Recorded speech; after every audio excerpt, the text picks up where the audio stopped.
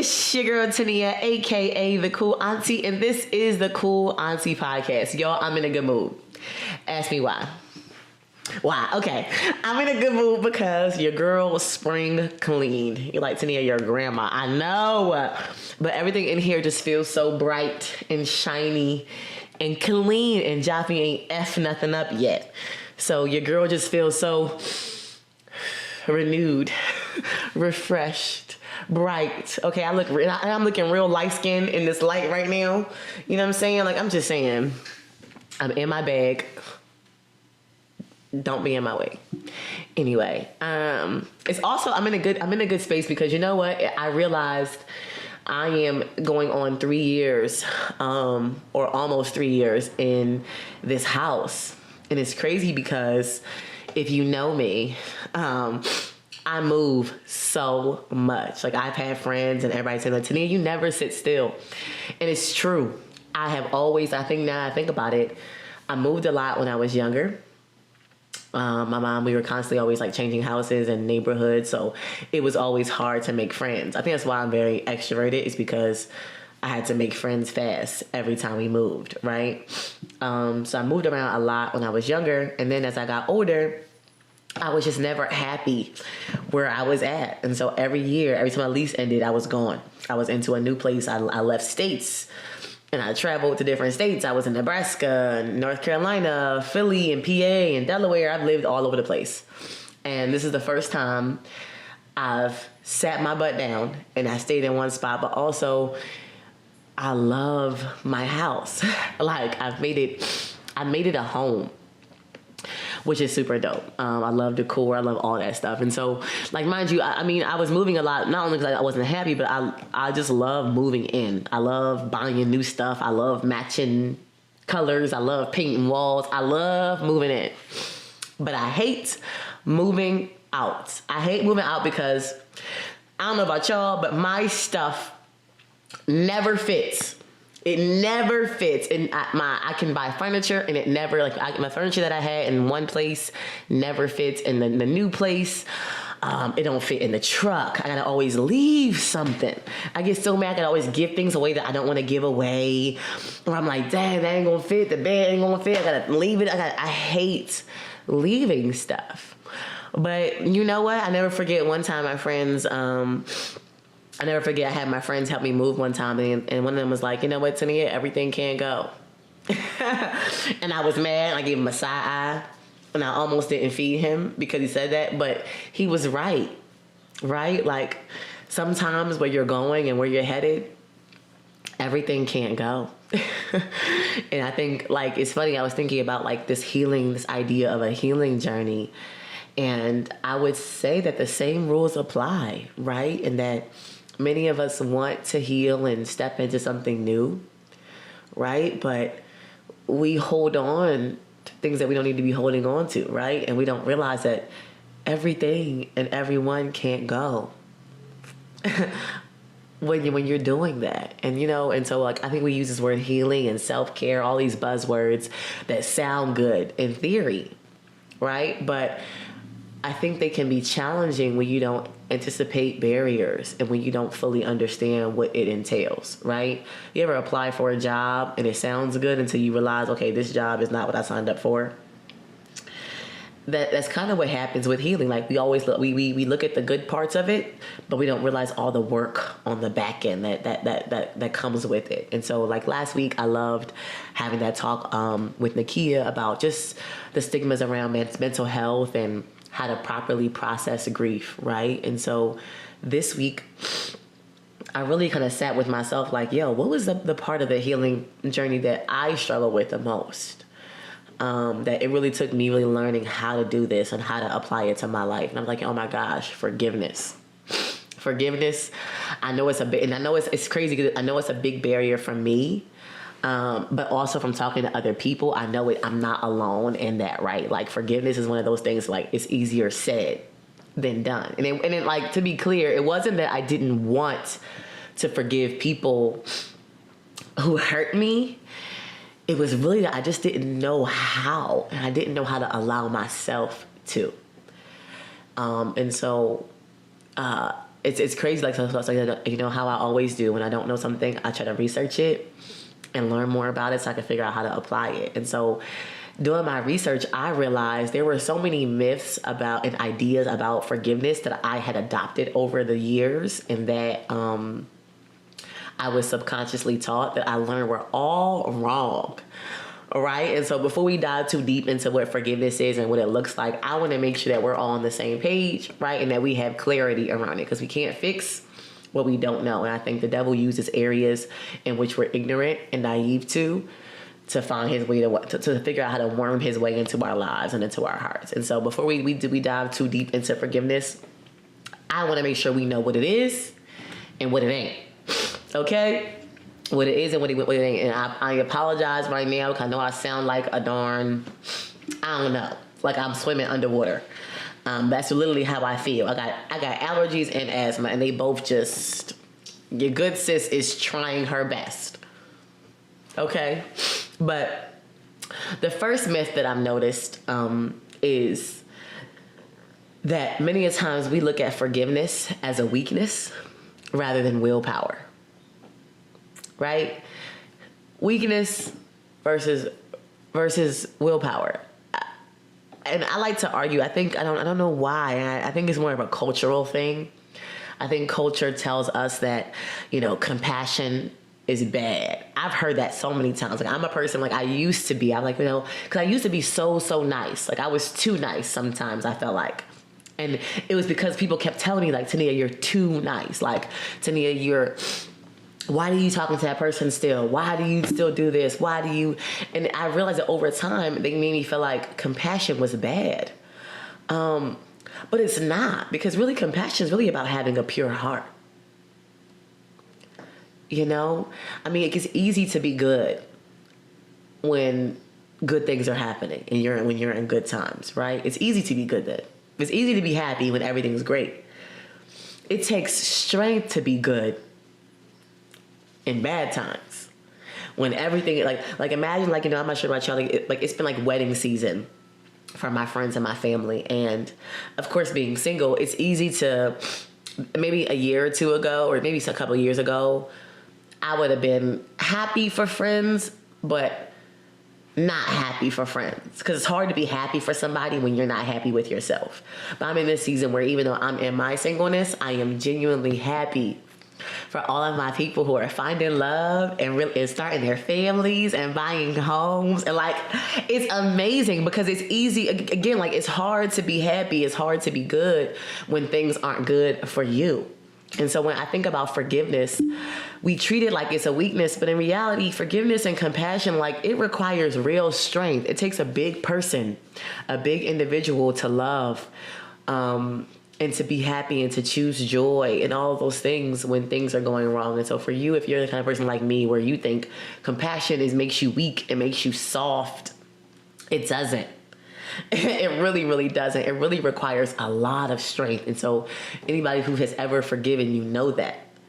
And kudos to you, I think myth number 2 is that in that same sense, we believe that forgiveness is an attitude versus an action. When I actually looked up forgiveness, the first thing it says is it's the act of, right? It's an action word, not an attitude, right? We think that we can just decide, I'm going to just decide to forgive. It's a mental thing and you just check off and go, oh, I'm deciding to forgive. But in reality, just like with anything else, a decision isn't enough. You can decide, I can decide I want to get up out this chair, but until I actually put the effort of putting my feet down, lifting my body up and walking away, it's just going to be a decision, right? And so just like that, forgiveness isn't a thing that you can just have an attitude about, oh, I forgave that person. Did you? What actions did you take to actually forgive that person? How do you know? Right? I love that gif, or that, not the gif with Beyonce, the little clip with Beyonce. How do you know? How do you know you forgave? Right? Is it because you decided to? One day you woke up and said, oh, you know what? I forgive them. Right? And so I think many a times we're forcing ourselves to be over, just with grief and processing grief, we're forcing ourselves to forgive people when we aren't ready. And so we think we forgive them and we move on, and we haven't. And we continue to carry the stuff that situation and that person came with, And so I think it's a myth that is overlooked, but it's dangerous. And I can't wait to talk about that later on today. But I guess it leads to my third one, and that I've learned that we look at forgiveness, especially as it applies to ourselves, is that we look at forgiveness as like with guilt versus grace, right? Guilt versus grace. Like we assume that if we forgive someone, they won't feel guilt. They won't feel the guilt, right? Like it's like if I forgive you too fast, you won't know what you did is wrong. Right? At least that's how I used to look at it. Like if I forgive you too fast or too soon or at all, it'll make you think that what you did was okay. But forgiveness has nothing but I've learned that forgiveness is not about it's not your job to make someone guilty. At the end of the day, until a person understands what they've done done in their and they see it in their own eyes, that ain't up to you. You can't make a person feel guilty. They have to accept that for themselves. And so I think when we look at forgiveness, it's really about grace. It's not only receiving God's grace from us. Again, the idea of grace is that grace is not earned, right? Grace is given to us because of God's love and because of God's promises to us, not because we deserve it, right? And so, mind you, while we're looking at forgiveness like that person doesn't deserve it, do you? Sips whatever's in this cup. Because I don't know about y'all, but I'm not perfect. And so the same way people have done me dirty, I have done people dirty. And I have been the villain in somebody's story. And so it's easy to say that person doesn't deserve forgiveness. Do you? And so when you look at it like that, and I can't wait to talk about that some more, but this idea of it isn't really about guilt and about people feeling guilty. It's about God's grace. At the end of the day, you don't have to forget what a person did, but you can acknowledge the hurt and accept God's love and his truth, and that he'll take care of it, and that vengeance is his. And it's not your job to make a person feel guilty. It is your job to correct a person and to change their behavior. That's their job. It's between them and God. Your job is to acknowledge the hurt, of course, so that you can make informed decisions moving forward, but also to accept God's truth and God's love so that you don't carry that crap. You know what I'm saying? And you're like, to me, that's easier said than done. I know. I'm telling you, I know. But I'm saying this from experience. Literally, I've had to really forgive people that I didn't necessarily want to forgive. And it's so crazy because I had a turning point one time in therapy. I was in therapy and I was just telling her how I want to move on. I want to start dating and I want to do all these things, but I just can't stop replaying all the crap that's happened to me. And she's like, well, why do you feel like you can't forgive them? I was like, I don't know. She's like, well, first of all, who's them? And so I'm I'm going through my little Rolodex in my head. Okay, who is them? And I'm telling you, I've been through a lot of stuff, right? My biological father gave up his parental rights when I was 4. So from 4 years old, I was programmed to believe that my dad did not want me, right? My mom gets remarried. My stepfather is abusive. That's sexually abusive. He was domestically abusive. He was verbally and emotionally abusive. So I dealt with it, and then he left. So not only did my birth father leave, my stepfather left, right? Me and my mom and my siblings to fend for ourselves, Then I think about men and friends in my life. I've been cheated on excessively. I've been lied to. I've been abused physically, emotionally, verbally. It's just constant that. I've had friends who they love you when you're winning, and then when you're down bad, they out. I've had so many things. I've had teachers and people who felt like I was too strong, too dominant, too confident, too whatever.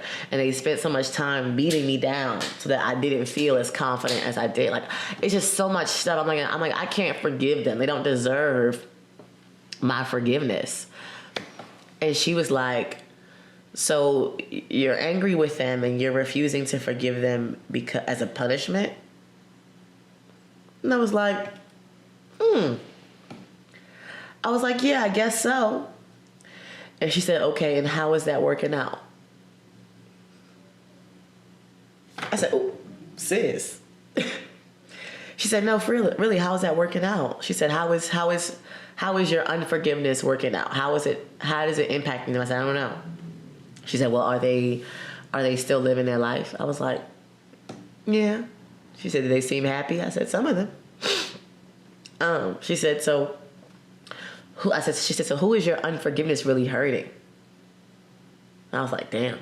I was like, oh, well, sis, you got a point. And I do call my therapist sis because she is a sis. But I was like, you got a point. But I think that's because many a times we're romanticizing forgiveness, right? We treat it like almost like this gift bag of diamonds that we're giving to a person versus the Duffy of rocks that it is. Duffel bag, right? It's really a duffel bag full of rocks, right? Because to be honest, like we look at forgiveness as like a thing that we're giving to the other person, like it's about them. But really, forgiveness is about you. Forgiveness, I never forget, a mentor of mine says, forgiveness is the gift that you give to yourself. It's you saying that, you know what, whatever happened with us, whatever you did to me, I'm refusing to hold on to it. I'm refusing to carry it. You know what I'm saying? When people look at me, they'll say, "Oh, Tania, you look like you just look so free. You look so shiny." So, and mind you, why this could be due to the fact that I lost 50 pounds and I got me a good skin routine, okay, and then I don't have nobody's dirty son stressing me out. But it also came from me, like, you know, letting go of people and things that just didn't serve me and didn't value me and see me for who I was in the past. And when I did it, it had nothing to do with them. You know what I'm saying? And now I think about it. You know who it was really for? It was for my future husband. It was not me not wanting to bleed on him, not wanting him to have to be punished for things that he didn't do. You know, because we've all done that, right? I've been in relationships where people have punished me for things that I didn't do. I dated an athlete who had a promising career and then he got injured. And I had to deal with, like, and I was his human punching bag because he didn't know how to process his feelings. So I know what it's like to deal with when someone's bleeding on you when you didn't cut them. And I didn't want that to happen to my future husband. I didn't want him to have to deal with the crap that I refused to let go. Mistakes that somebody else made. You know? I did it for my kids. I don't have any kids yet. But I wanted them to understand what compassion looks like. My mom, if nothing else, my mom is the most compassionate person I've ever met. My mom's person, she can have $10. And if she sees you struggling, she gonna give you $5. And you like, Mom, why you do that? She's like, well, because God's gonna take care of me, and he always does. You know what I'm saying? So if nobody else, like my mom has always been, and it's been Mother's Day's just passed, so my mommy, I love you. Happy Mother's Day, but so compassionate. And me watching her compassion, it taught me so much. You know, and I wanted my kids to see my compassion. I didn't want them to see. I didn't want to raise them with a hardened heart, because they would adopt that, and that would be their perspective on life, and they wouldn't forgive. I didn't want friends and clients. I didn't want people to be. I just didn't want to bleed on people. It had nothing to do with people who did me dirty. You know, and it was crazy because some of those people I'm actually friends with today. I've had those same people. So some of those same men have since, you know, mind you, it took them a couple of years. So maybe like 3 years later, they're calling me to apologize. And of course, by the time they're apologizing, I've already forgiven them. You know what I'm saying? And so when they were saying sorry, it's like, it's okay. We good. Because their I'm sorry was their process of forgiving themselves, which we'll get to later on in this talk. But it wasn't about them. The forgiveness, it wasn't a gift to them. It was me releasing the feelings and the trauma and the hurt and all the things that came with them. You know? I think more than anything, I think the more I got to know God, in my spirituality, it really did help me with forgiveness. Because when you start to understand God and this idea of grace, it really changes things. Like if you look at the Bible, if you look up any scripture that has forgiveness in it, it's always God saying like, you forgive others because I forgive you. It's like, listen, like you're raggedy too. Remember, one of our ground rules is that we're all raggedy, right? And I say that and we laugh and it's jokey and it's funny to say, but it's real. And when you look at people, when you realize everybody is raggedy, it gives you a level of peace and compassion that you I don't know, I've never experienced. It's like I was talking to somebody, and he was like, I got some shit with me. I'm like, we all got some shit with us. Like everybody got some shit with us. Like we all do. We are all chasing something, and we're all being chased by something. Now, what that something is can vary depending on the people, but we're all playing this game of chase. We're chasing something and we're all running from something. You know what I'm saying? And when you look at that, like, I don't know, it just like even with the pandemic, it humanized people for me. People who I always thought were so on and so perfect. I got to see them in a more human light. And I think grace did that same thing for me in regards to forgiveness. It's like, you gotta treat people like go to the airport. You ever go to the airport and like you're sitting there waiting for your bag and I'm just looking at all granted I was probably high when I did this, but I was looking at all the bags. I'm like, bags just come in all shapes, colors, and sizes, right? You could tell people who had money, who didn't have money, people who traveled a lot, people who didn't travel a lot, just by how their bags were shaped. You know what I'm saying? And just like I think when we travel in real life, even as we travel throughout life, all of us have luggage, right? Because we all got some shit with us. We all come with stuff. You know what I'm saying? And when you're in relationships and when you connect with people, it's why it's so crucial that you're intentional about who you connect with. Because when you're in a relationship and when you connect with people, whether it be romantic or not, you are signing up to deal with them and their stuff. You know what I'm saying? When you pick somebody up from the airport, you can't take them and leave their bags. It's like, no, I come with bags. And relationships are about choosing the people who you're signing up to deal with their stuff. You're choosing which stuff you can deal with, right? Which is why it's always important that you understand, okay, first you assessing, okay, what stuff do I have? What bags do I come with? What am I asking people to sign up for when they come with me? You know what I'm saying? But then also, like you're saying, okay, what do I now, with knowing me assessing my own bags, what do I have the capacity to deal with? Like for me, like I can carry a lot of bags. And so like for me, like I'm not turned off by trauma and things that people come with. Cause I've seen it so much in my life, people who I love. However, there are some bags that I'm not going to carry. There are some bags that I am not dealing with. You know what I'm saying? Like, for example, for me, I am really big on authenticity. And people who don't know who they are, we don't work well together. It's not saying I don't love you, right? And that I can't be nice to you and have compassion to you. But as far as you being in my space and me signing up for your bags, I can't do people who don't know who they are. Because if you don't know who you are, you can't possibly show up for me. And you can't help me understand who I am. You know what I'm saying? And so I think just like in that, we all, you have a choice and you get to choose which bags you deal with. But you have to understand that everybody got some stuff with them. You know what I'm saying? And what's crazy about bags is that there are some bags that I have because I did it. Because I packed that bag. Right? There's some shit that I had that I'm dealing with is because decisions that I made. Things that I walked into that I knew better that I did anyway. Right? And we all got bags like that. But then we also have bags that we ain't signed up for.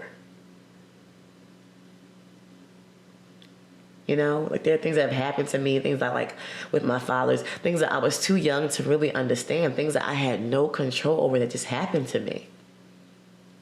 And so when you think about it with yourself, like the same rules apply to everybody else. Like I look at people, I'm like, yo, some bags people are carrying out there, they did that shit. You know what I'm saying? Like what's that 50 Cent Me, be like, if he did that shit, he did that. Like there's some bags that we have to own and be accountable for that, you know what, I did this. I got myself here. But then there are some bags that just life happened to people. They didn't sign up for that. You know? I think it goes back to one of our things I always talk about how, hurt people hurt people. And sometimes hurt people unintentionally. Have you ever have been having a really bad day and somebody says something to you and then you say something really, really bad back and you're like, oh man, you know what, my bad. That wasn't even really for you.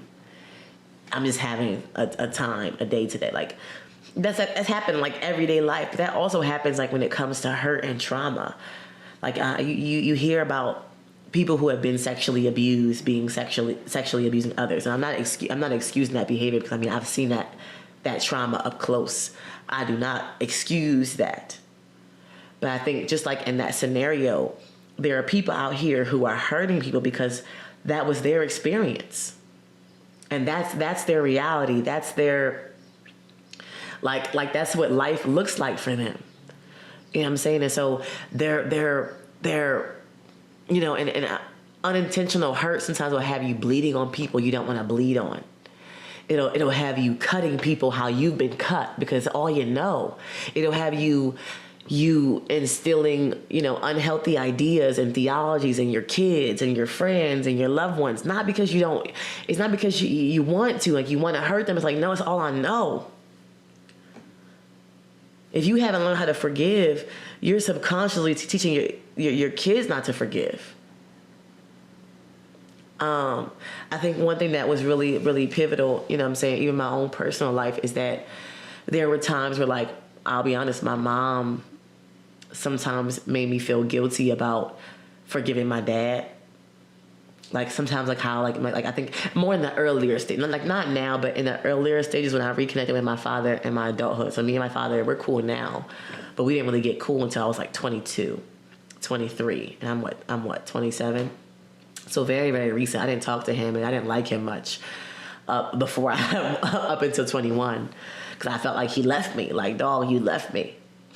And reconnecting with him and understanding some of the ins and outs, I found out that he gave up his rights because he could not support me as financially the way that my stepfather could. And he thought that by giving up his rights and me being legally someone else's, that I would have a better life.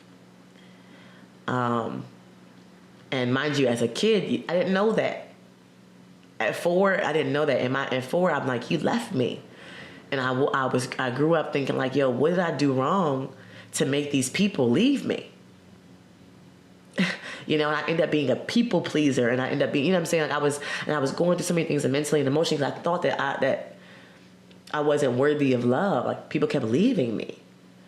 And it's this whole time, no one thought to tell me and sit me down and explain why it happened. So I'm growing up believing that nobody wanted me. So I also was afraid to let people in. You know what I'm saying? So there are people who have been across my life who tried to love me, who tried to be there for me, and I couldn't let them because I felt you're only gonna come in here to leave me again. So I'm I ain't letting nobody in. You know what I'm saying? And so mind you, I was hurting people who only wanted to love me, the same way that because that's how I was taught by people who were supposed to love me. And so just with you, there are people who out here who are messed up because of their own hurt, and they think it's just their personality and just the way life is. I'll never forget one time I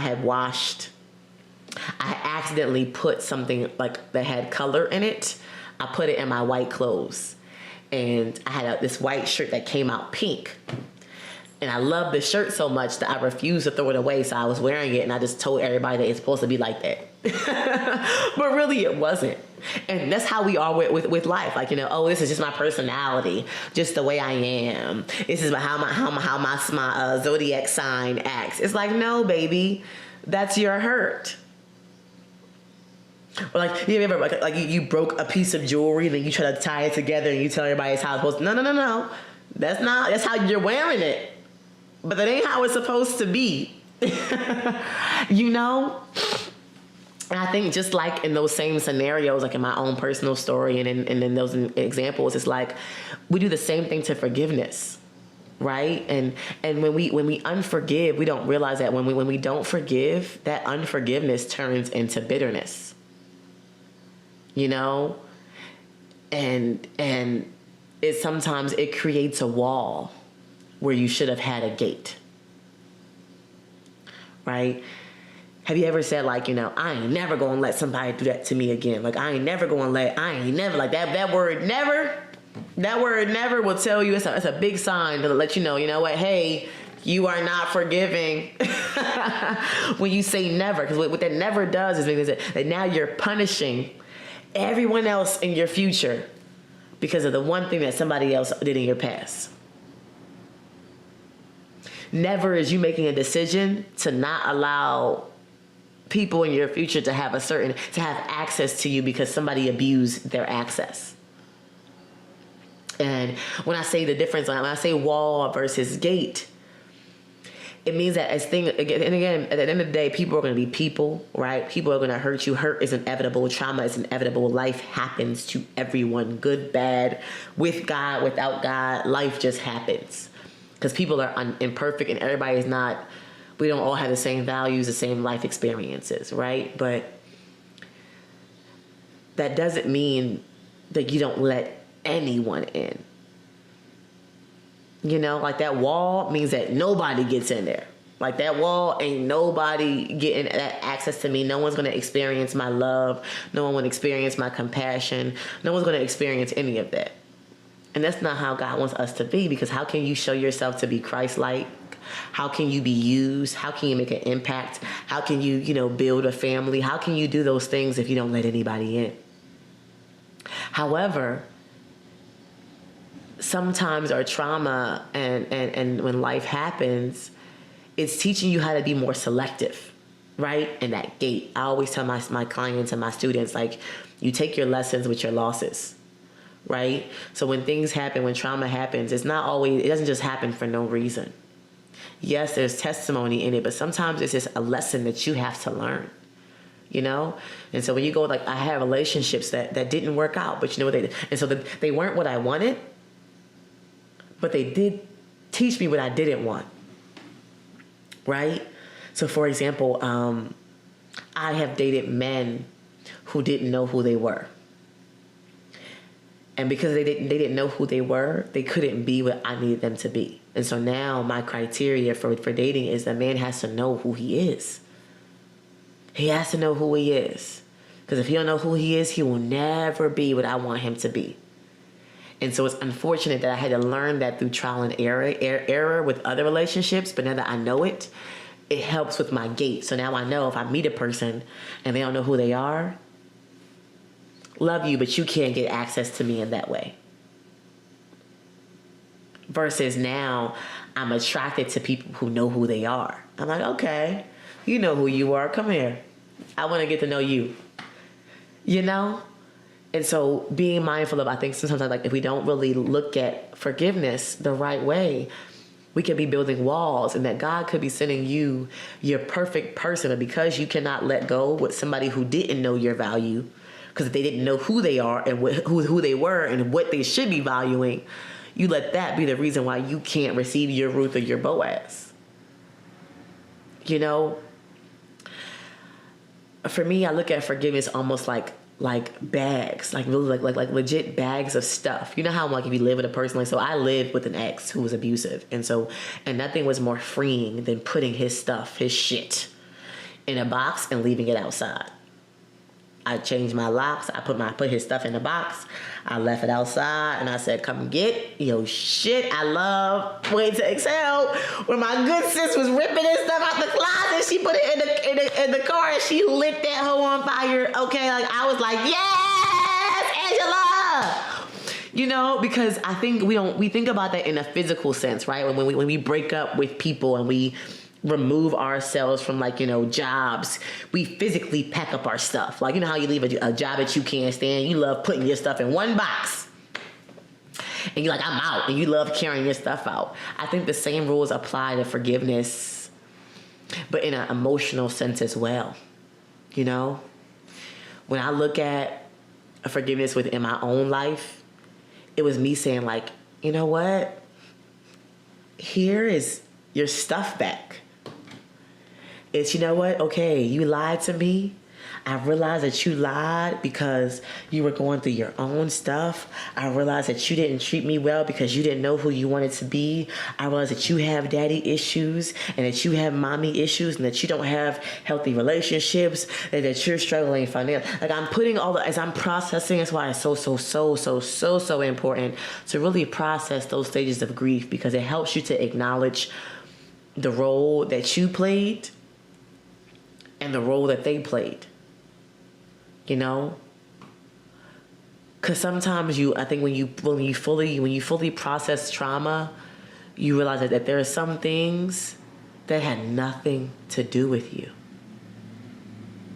You know, and there's nothing more freeing than realizing that. I'm like, you know what? Hey, I didn't have the best fathers and father figures in my life, but it had nothing to do with me. It had everything to do with who my parents were and how they saw the world. It had nothing to do with me. And so some of you might be internalizing things that had nothing to do with you.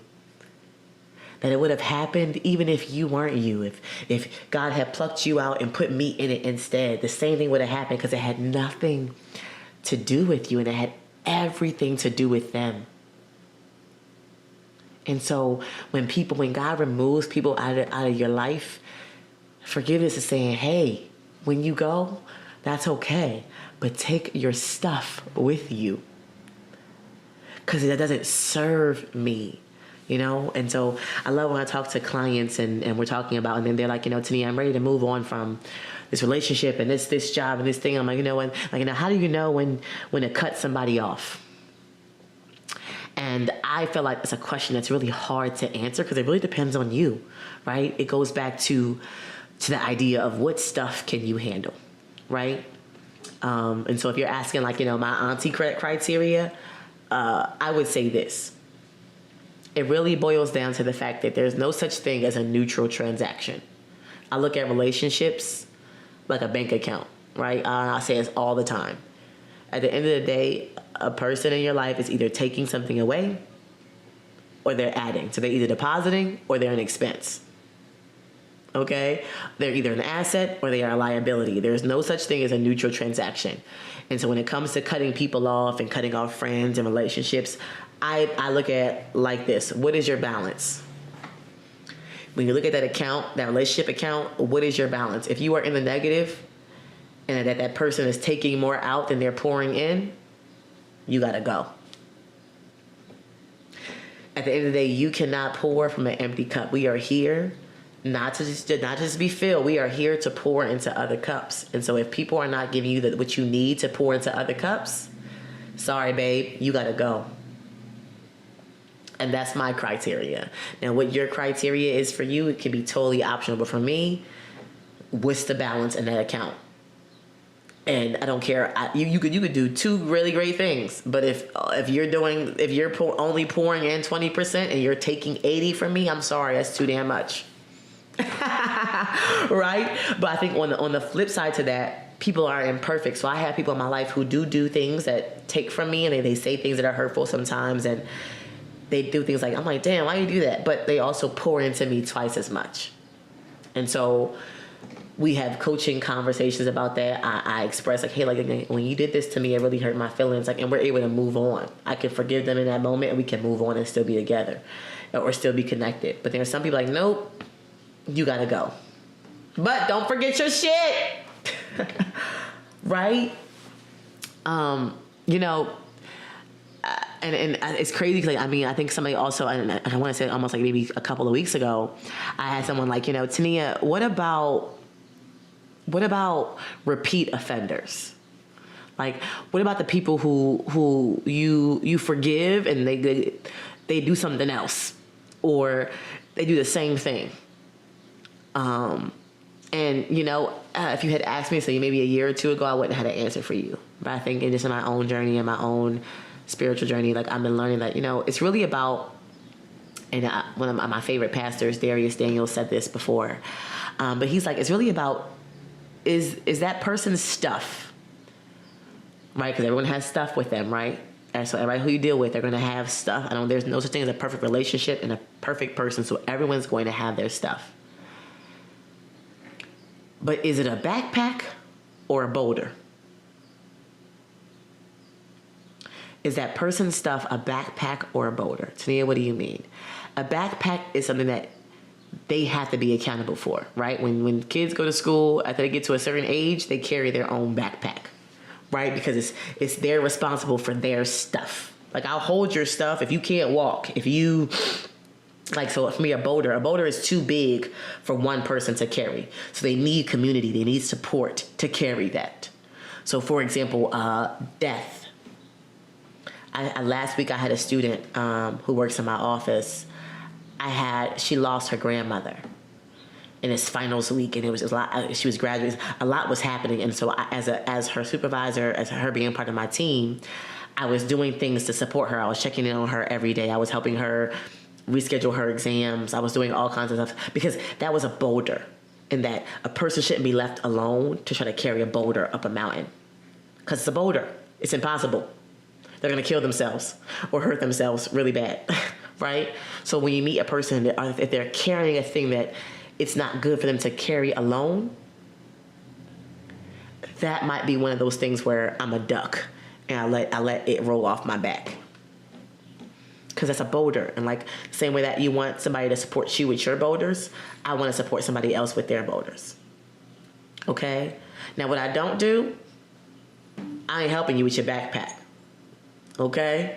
Because what that means is that you are choosing not to carry it. You're choosing not to be accountable. You're choosing not to fix that thing. You ever talk to somebody who like I'm the friend, I always tell people all the time, like when I come to my friends, I am not the friend that if you told me that boyfriend was raggedy and you gonna leave him 2 weeks ago, don't call me 2 weeks later about how you took him back. I don't want to hear it, because that's a backpack.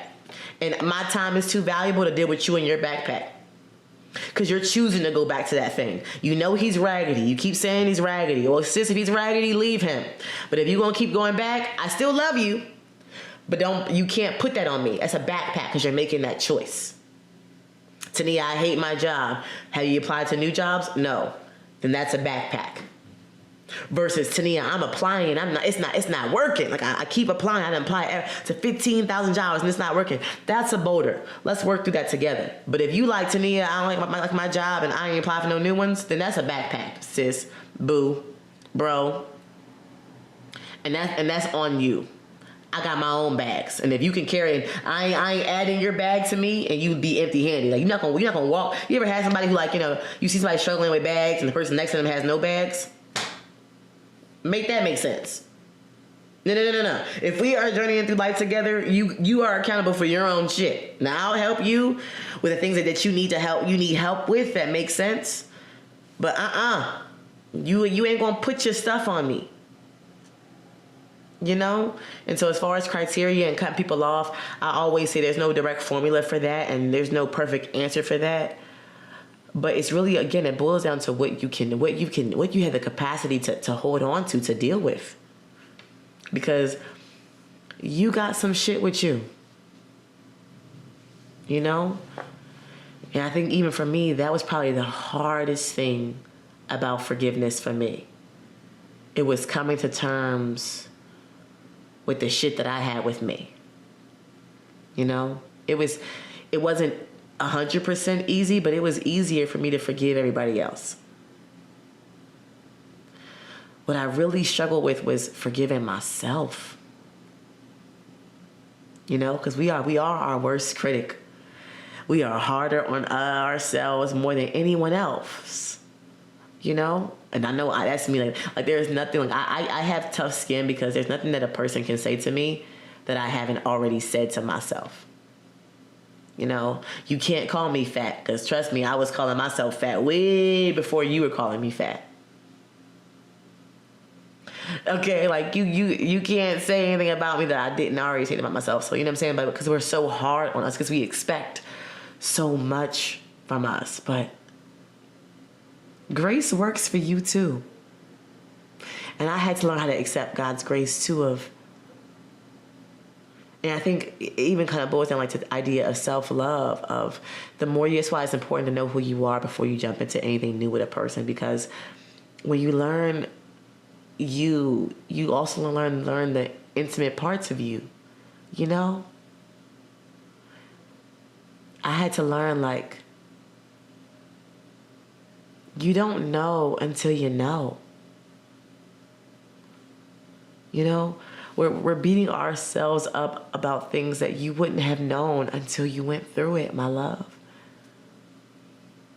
You don't know they're a bad guy or a bad woman until you're in it.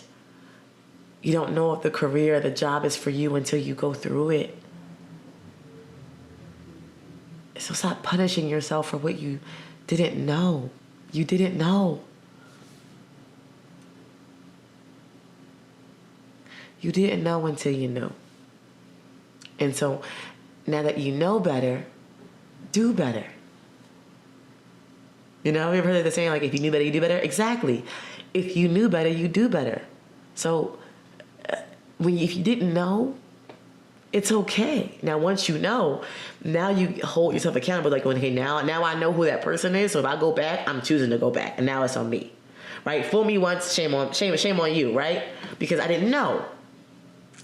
You do it twice, it's shame on me now, because now I knew and I did it anyway. But, and 3 times, all right, like, it's just, that's all on me. All on me, because now I'm knowingly going back, and you done burnt me twice? You know? But it's so important, and we talk about this idea of grace, you know, and forgiving yourself, and my love, there are some bags that you have to put down because you didn't know. I wish I had somebody to look at me and tell me, like, Tania, it wasn't your fault.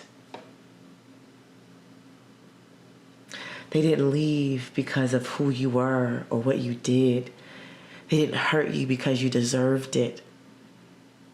There's nothing that you could have done to change that thing or to change that person. So put those bags down.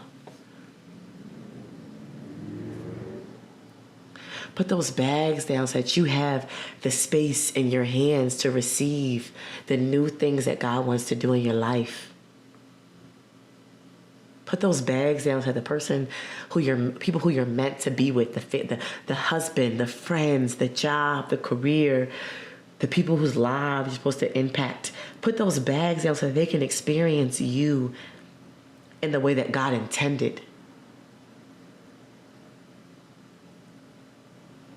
Put it down. Give them their stuff back.